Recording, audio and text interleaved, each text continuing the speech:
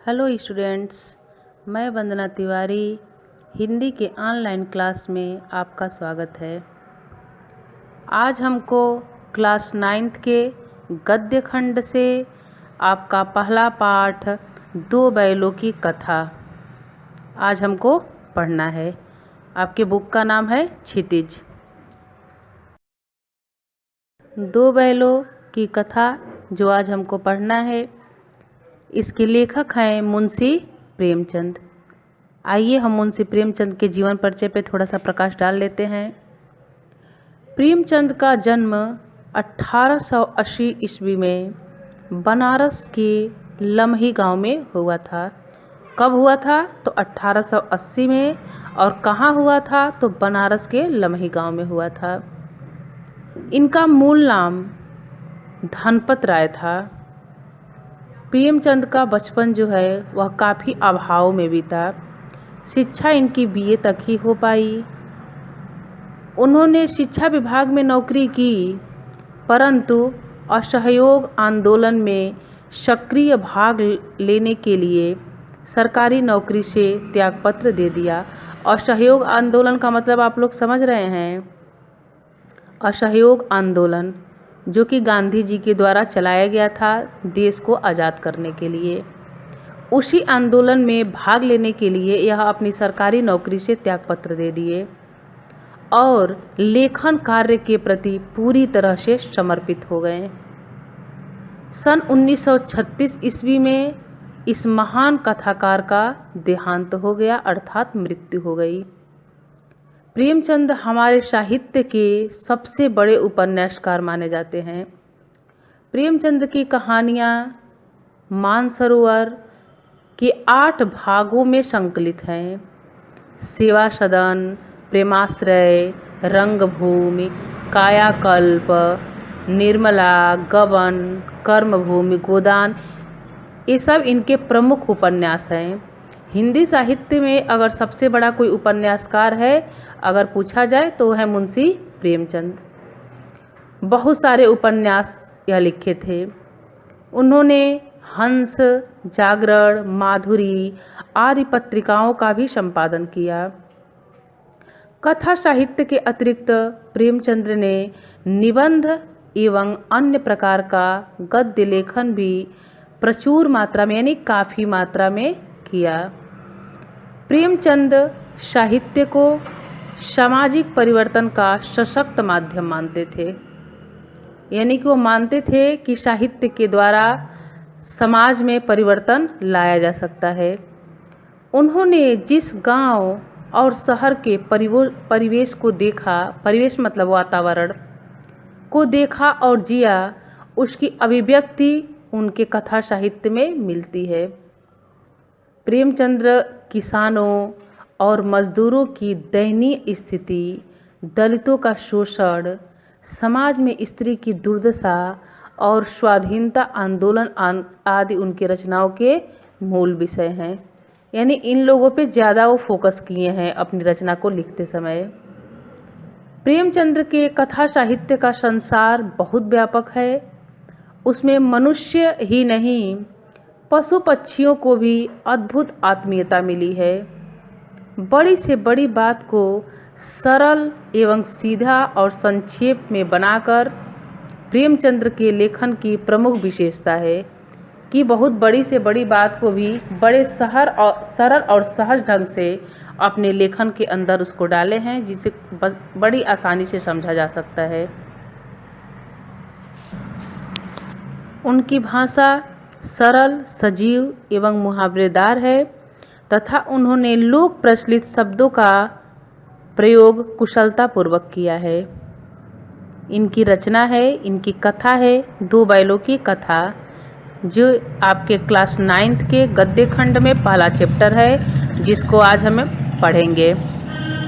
देखिए, दो बैलों की कथा के माध्यम से प्रेमचंद्र ने कृषक समाज और पशुओं के भावात्मक संबंध का वर्णन किया है।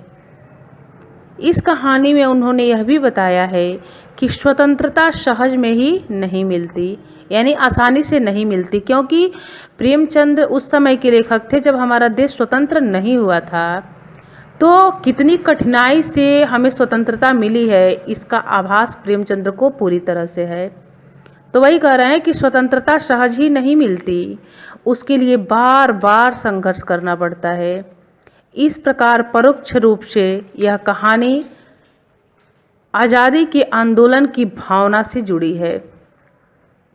इसके साथ ही इस कहानी में प्रेमचंद ने पंचतंत्र और हितोपदेश की कथा परंपरा का उपयोग और विकास किया है। आइए पहले थोड़ा सा कथा का सार हम समझ लेते हैं कि इस कथा का सार क्या है।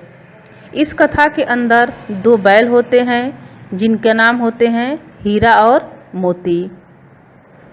इसके लेखक का नाम आप पहले ही जान चुके हैं, प्रेमचंद्र। कहानी के अंदर दो बैलों की कहानी होती है, हीरा और मोती नाम के। कहानी काफ़ी आसान भाषा में आप समझ सकते हैं। कहानी की शुरुआत में लेखक ने गधे के उदाहरण से करता है। लेखक जो हैं वह कहानी की शुरुआत गधे के उदाहरण से करते हैं। लेखक कहते हैं कि गधा जो होता है वह बहुत ही भोला भाला और सीधा जानवर होता है। और लेखक कहते हैं कि गधा चाहे सुखी हो या दुखी हो, उसे लाभ हो या हानि हो, उसे कोई असर नहीं होता है।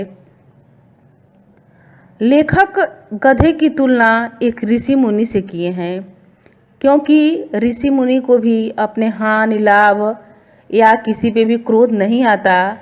गधा भी कुछ इसी प्रकार का होता है, लेकिन समाज में ऐसे लोगों को घृणित और मंद बुद्धि समझा जाता है। इसी को समझाने का प्रयास किए हैं। आइए देखते हैं प्रेमचंद क्या लिखे हैं कहानी में कि जानवरों में गधा सबसे बुद्धिहीन समझा जाता है। बुद्धिहीन मतलब जिसके पास बुद्धि न हो, मूर्ख। जब हम किसी आदमी को पहले दर्जे का बेवकूफ़ कहना चाहते हैं तो उसे गधा कहते हैं। गधा सचमुच बेवकूफ़ है या उसके सीधेपन, उसकी निरापद सहिष्णुता, निरापद मतलब सुरक्षित, सहिष्णुता मतलब सहनशीलता, ने उसे यह पदवी दे दी है, इसका निश्चय नहीं किया जा सकता। गायें सींग मारती हैं, ब्याई हुई गाय तो अनायास ही सींगनी का रूप धारण कर लेती है। यहाँ लेखक क्या कहना चाह रहे हैं कि जानवरों में गधा सबसे बुद्धिहीन समझा जाता है। क्यों समझा जाता है? क्योंकि गधा जो है वह काफ़ी सीधा होता है और निरापद, यानी लोग उसके पास रह के सुरक्षित महसूस करते हैं क्योंकि ये गधा है तो मारेगा नहीं। और सहिष्णुता मतलब सहनशीलता, गधे के अंदर काफ़ी सहनशीलता होता है। गधा कभी किसी पे क्रोधित नहीं होता है और ऐसे लोगों को हमारे समाज में बेवकूफ़ कहा जाता है, बुद्धिहीन कहा जाता है। उसी की तुलना यहाँ प्रेमचंद्र इस कहानी के माध्यम से समझाने का प्रयास कर रहे हैं कि अगर हमारे समाज में कोई काफ़ी सीधा है, जिसके अंदर क्रोध नहीं आता है, तो लोग उसकी तुलना गधे से करते हैं, क्योंकि गधा कभी क्रोधित नहीं होता है। वहीं अगर कोई गाय है और उसमें भी ब्याई हुई गाय, यानी जब बछड़ा देती है गाय, उस समय अगर आप गाय के पास चले जाइए तो अनायास ही सिंगनी का रूप यानी शेरनी जैसा रूप धारण कर लेती है कि मेरे बछड़े को कोई छू ना पाए। लेखक आगे कह रहे हैं कि कुत्ता भी बहुत गरीब जानवर है, लेकिन कभी कभी उसे भी क्रोध आ ही जाता है, यानी कुत्ता भी कभी कभी क्रोधित हो जाता है।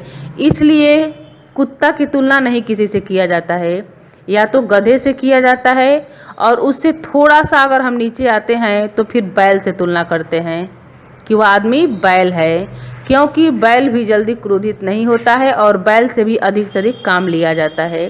तो यही हमारे समाज की सोच है कि अगर किसी से अधिक काम लिया जाए, वह कभी क्रोध ना करे, उसके अंदर सहनशीलता हो, तो ऐसे व्यक्ति को समाज में घृणित नज़रों से देखा जाता है। किंतु गधे को कभी क्रोध करते हुए नहीं सुना न देखा। जितना चाहो गरीब को मारो, जैसा चाहे जैसी खराब सड़ी हुई घास सामने डाल दो, उसके चेहरे पर कभी असंतोष की छाया भी न दिखाई देगी। बैसाख में चाहे एक आध बार कुलेल कर लेता हो, कुलेल मतलब होता है क्रीड़ा यानी खेल लेना, पर हमने तो उसे कभी खुश होते नहीं देखा। उसके चेहरे पर एक विषाद यानी उदासी, विषाद का मतलब उदासी अस्थायी रूप से छाया रहता है। सुख दुख हानि लाभ किसी भी दशा में उसे बदलते नहीं देखा।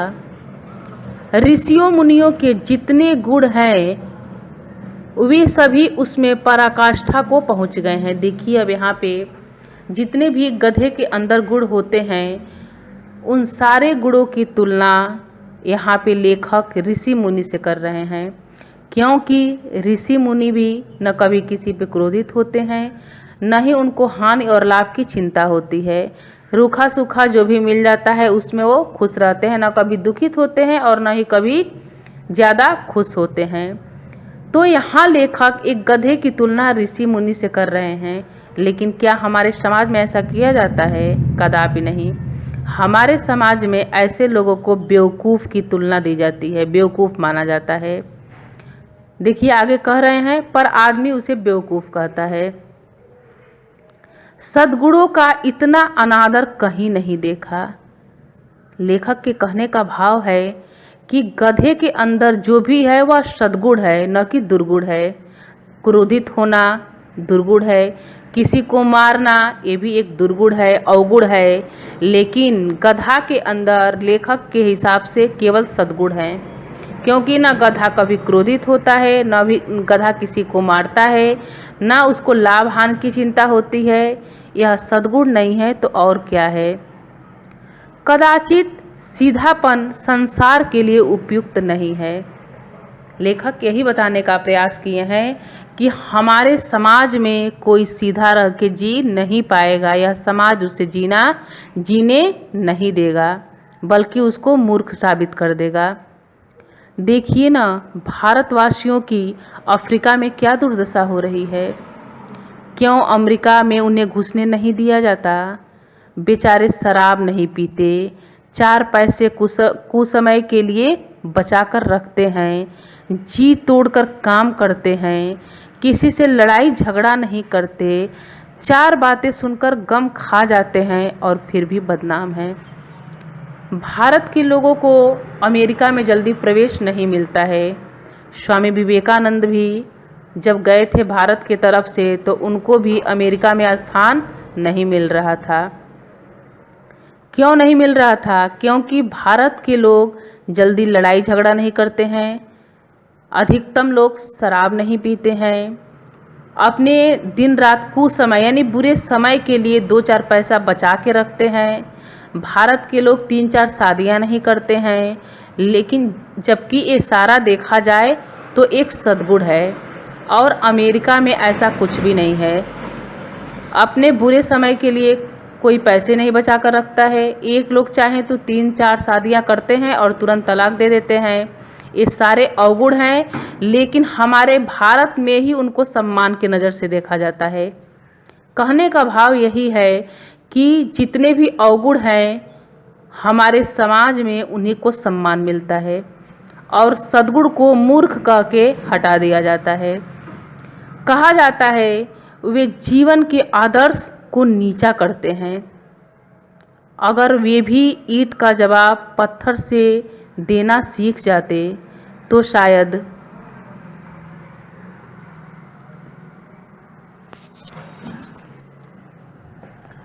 सभ्य कहलाने लगते। अगर वे ईंट का जवाब पत्थर से देना सीख जाते तो शायद सभ्य कहलाने लगते।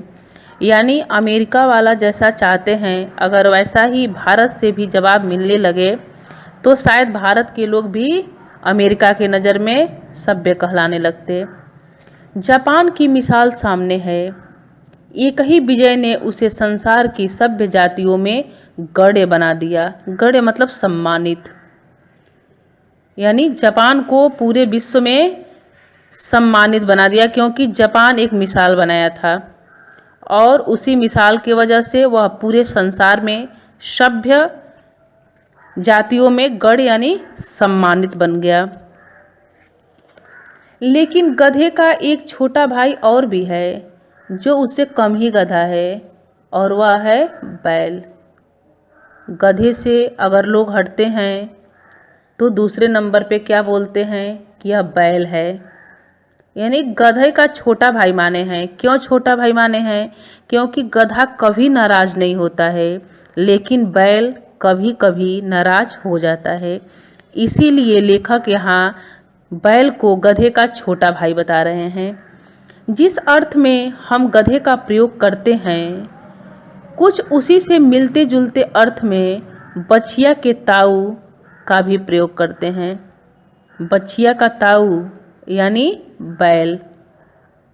कुछ लोग बैल को शायद बेवकूफ़ों में सर्वश्रेष्ठ कहेंगे, मगर हमारा विचार ऐसा नहीं है।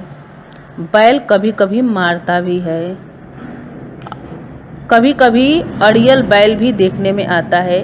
अब देखिए लेखक यहाँ क्या समझाने का प्रयास किए हैं। लेखक कह रहे हैं कि कुछ लोग बैल को शायद बेवकूफ़ों में सर्वश्रेष्ठ कहेंगे। बहुत ही अच्छा यहाँ पे लेखक व्यंग किए हैं समाज पे, यानी बेवकूफ़ उसको कहा जाता है जो समाज में एकदम सीधा हो। तो लेखक कह रहे हैं कि कुछ लोग बैल को शायद बेवकूफ़ों में सर्वश्रेष्ठ कहेंगे, लेकिन कभी मान रहे हैं कि हम ऐसा विचार नहीं करेंगे, क्योंकि बैल कभी कभी मारता भी है। यानी जो कभी कभी मार देता है उसको बेवकूफ़ कैसे कहा जाएगा? हमारा समाज तो एकदम सीधे लोगों को बेवकूफ़ कहता है, और बैल तो कभी कभी अड़ियल ही हो जाता है, कभी कभी मार भी देता है। तो जो कभी कभी मार दे वह इस समाज की नज़र में बेवकूफ़ कैसे माना जाएगा? हमारा समाज तो जितने भी गंदे विचार वाले लोग हैं, क्रोधित हैं, दिखावे वाला लोग हैं, उन्हीं को सम्मानित समझता है। तो यहाँ कह रहे हैं, थोड़ा सा आप लोग ध्यान दीजिएगा कि कुछ लोग बैल को शायद बेवकूफ़ों में सर्वश्रेष्ठ कहेंगे, क्योंकि बैल भी नहीं कभी मारता है। लेकिन लेखक कह रहे हैं कि हमारा विचार ऐसा नहीं है। भाई यहाँ तो समाज में जो क्रोधित नहीं होता है, जिसे लाभ हानि की चिंता नहीं होती है, उसे मूर्ख कहा जाता है। तो बैल तो कभी कभी मार देता है, तो फिर उसे बेवकूफ़ों की श्रेणी में कैसे रखा जाएगा? उसे भी भाई सम्मानित श्रेणी में रखिए, क्योंकि वो भी कभी कभी क्रोधित करता है। बैल कभी कभी मारता भी है, कभी कभी अड़ियल बैल भी देखने में आता है, और भी कई रीतियों से अपना असंतोष प्रकट कर देता है। इतयो उसका स्थान गधे से नीचा है। देखिए कितना सुंदर इस समाज पे व्यंग किए हैं लेखक कि बैल कभी कभी असंतोष प्रकट कर देता है, यानी समाज में जो असंतोषी लोग हैं उनको ऊंचा दर्जा दिया जाता है, और जो लोग संतोषी हैं उन्हें नीचा दर्जा दिया जाता है इस समाज में। तो कह रहे हैं कि बैल तो कभी कभी असंतोष प्रकट कर देता है, यानी कि अतएव उसका स्थान गधे से नीचा है।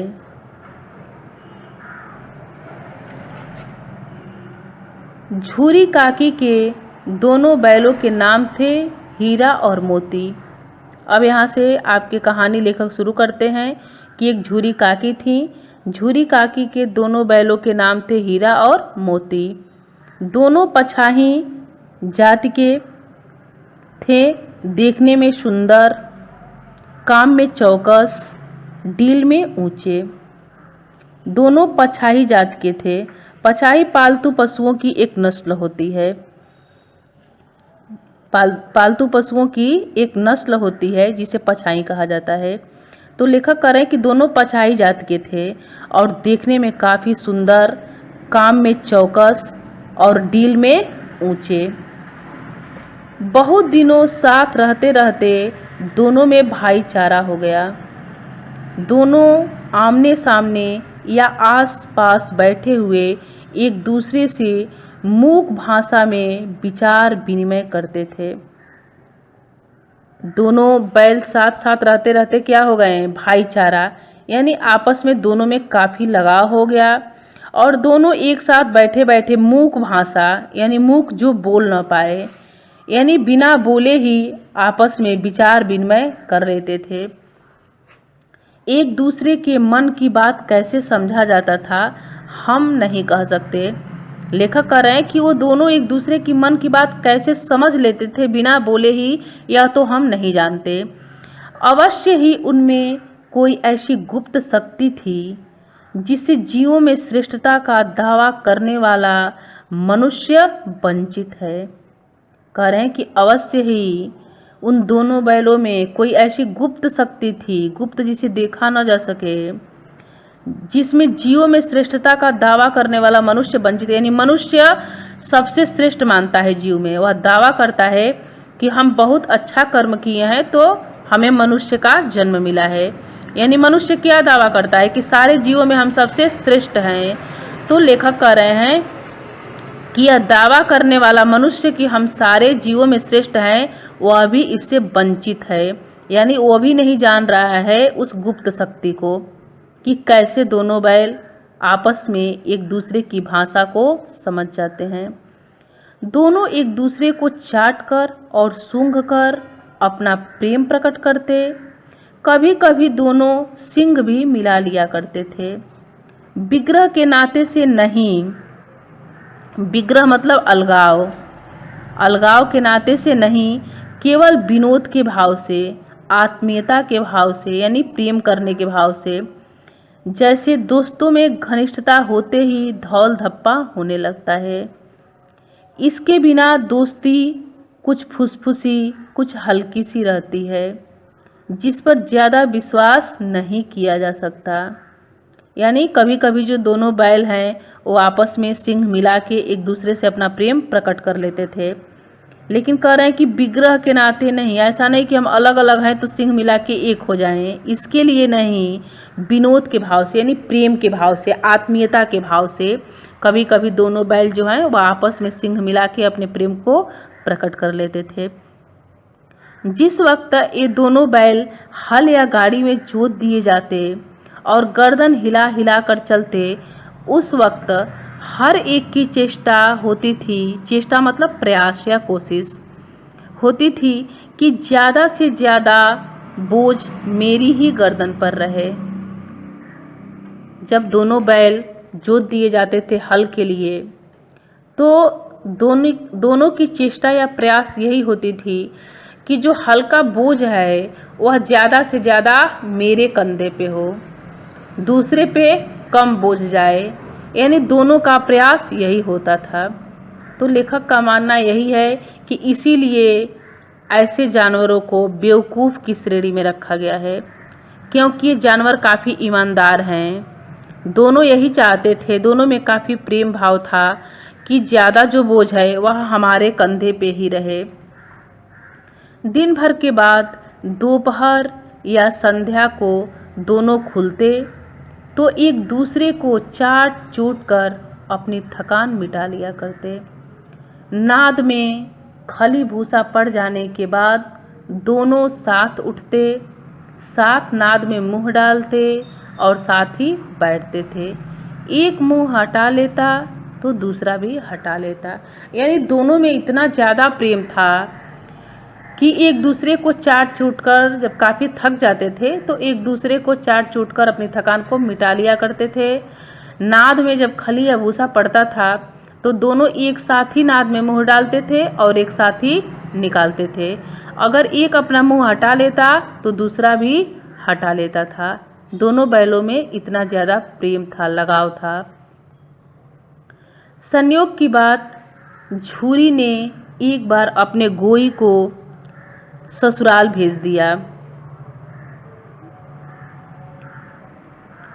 बैलों को क्या मालूम वे क्यों भेजे जा रहे हैं। समझे मालिक ने हमें बेच दिया। क्या समझे, मालिक ने हमें बेच दिया। गोई, ऊपर एक शब्द आया है गोई। गोई का मतलब होता है जोड़ी। यानी बैलों की जो दोनों जोड़ी थी उसको एक बार झूरी ने अपने ससुराल भेज दिया। अब बैलों को क्या मालूम, बैल तो इतना नहीं समझ या सोच पाते हैं कि हमें किसी रिश्तेदार के यहाँ भेजा जा रहा है या फिर बेचा जा रहा है। बैल यही समझ रहे थे कि मालिक ने हमें बेच दिया।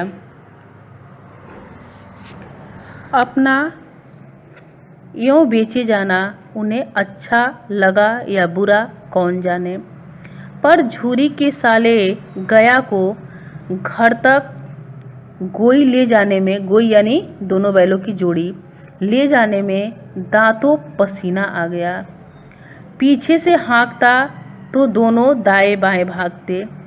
पगहिया यानी जानवर बांधने के लिए जो रस्सी का प्रयोग करते हैं उसको पगहिया बोलते हैं। पगहिया पकड़कर आगे से खींचता तो दोनों पीछे को जोर लगाते। मारता तो दोनों सींग नीचे करके हुंकारते। अगर ईश्वर ने उन्हें बाड़ी दी होती तो झूरी से पूछते, तुम हम गरीब को क्यों निकाल रहे हो? हमने तो तुम्हारी सेवा करने में कोई कसर नहीं उठा रखी। अगर इतनी मेहनत से काम न चलता तो और काम ले लेते। हमें तो तुम्हारी चाकरी में मर जाना कबूल था। हमने कभी दाने चारे की शिकायत नहीं की। तुमने जो कुछ खिलाया वह सिर झुकाकर खा लिया। फिर तुमने हमें इस जालिम के हाथ क्यों बेच दिया? जब झूरी के साले गया दोनों बैलों को ले जा रहे थे तो दोनों बैल कभी दाएं भागते तो कभी बाएं भागते।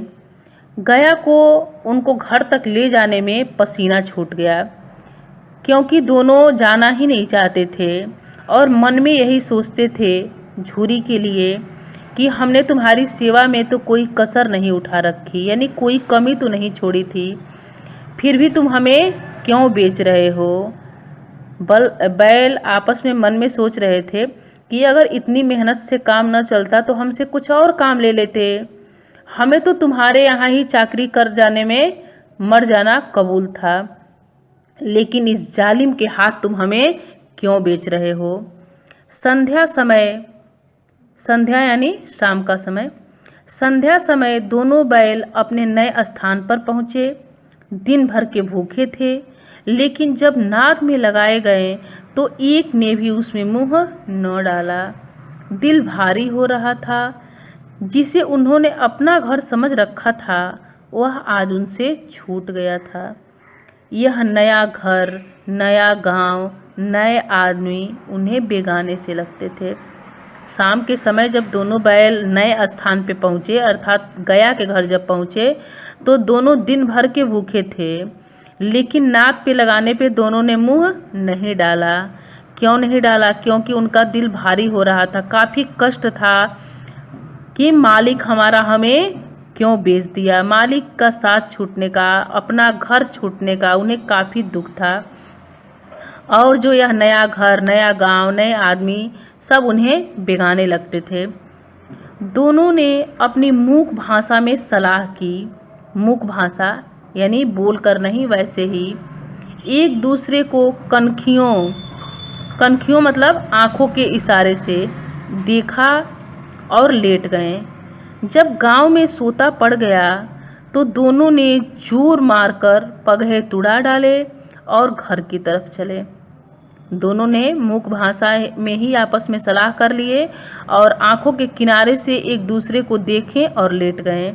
इशारा क्या कर लिए कि जैसे ही लोग सोएंगे हम लोग अपना पगहिया तोड़कर गांव से भाग जाएंगे। और जब गांव में सोता पड़ गया यानी सारे लोग सो गए तो दोनों ने जोर मार मार कर अपने पगहे तुड़ा डाले और अपने घर की तरफ भाग चले। पगहे बहुत मजबूत थे। अनुमान न हो सकता था कि कोई बैल उन्हें तोड़ सकेगा, पर इन दोनों में इस समय दूनी शक्ति आ गई थी। एक एक झटके में रस्सियाँ टूट गईं। झूरी प्रातःकाल सोकर उठा तो देखा कि दोनों बैल चरनी पर खड़े हैं। दोनों की गर्दनों में आधा आधा गराव लटक रहा है। घुटने तक पांव कीचड़ से भरे हैं और दोनों की आंखों में विद्रोहमय स्नेह झलक रहा है। झूरी, जो दोनों बैलों का मालिक था, जब प्रातःकाल यानी सुबह जब सोकर उठा तो क्या देख रहा है कि दोनों बैल आके दरवाजे पर खड़े हैं और दोनों की गर्दनों में आधा आधा गराव यानी कुंदेदार रस्सी जो बैल तोड़े थे वह लटक रहा था। दोनों का घुटना जो है वह आधा पांव कीचड़ में सना हुआ था और आंखों में विद्रोहमय स्नेह, यानी कैसा स्नेह था? स्नेह भी था, प्यार भी था, लेकिन विद्रोहमय। विद्रोह किस बात का था कि आखिर आप हमें क्यों बेच दिए थे? कुछ इस प्रकार का विद्रोहमय स्नेह दोनों की आंखों में झलक रहा था। झूरी बैलों को देखकर स्नेह से गदगद हो गया, दौड़कर उन्हें गले लगा लिया। प्रेमालिंगन और चुंबन का वह दृश्य बड़ा ही मनोहर था। घर और गांव के लड़के जमा हो गए और तालियां बजा बजाकर उनका स्वागत करने लगे। झूरी तो खुश हुए ही, बाकी उस गांव के और घर के सारे लड़के काफ़ी खुश हो गए और वहां जमा हो गए और ताली बजा बजाकर दोनों बैलों हीरा और मोती का स्वागत करने लगे। गांव के इतिहास में यह घटना अभूतपूर्व न होने पर भी महत्वपूर्ण थी। बाल सभा ने निश्चय किया, बाल सभा यानी बच्चों की सभा ने, बाल सभा ने निश्चय किया दोनों पशु वीरों को अभिनंदन पत्र देना चाहिए। कोई अपने घर से रोटियां लाया, कोई गुड़, कोई चोकर और कोई भूसी। जो गांव के बच्चे थे वह आपस में क्या निश्चय किए कि इन दोनों पशुओं को, वीरों को अभिनंदन पत्र, तो पशु बाकी अभिनंदन पत्र क्या ले सकते हैं? पशुओं के लिए तो उनका खाना जिस भी माध्यम से हम खिलाएं वही उनके लिए अभिनंदन पत्र होगा। तो जो बाल सभाएं, जो बच्चे थे वह कोई अपने घर से रोटी लाएं, कोई गुड़ लाएं, कोई चोकर और कोई भूसी। आज बस यहीं तक। इसके आगे का भाग हम दूसरे वीडियो में पढ़ेंगे और आप बुक सामने रखकर यह वीडियो देखकर और अच्छे से बुक को पढ़ लीजिएगा, क्योंकि इसमें से जो क्वेश्चन आंसर हैं आप स्वयं से चाहे तो छांट कर लिख भी सकते हैं।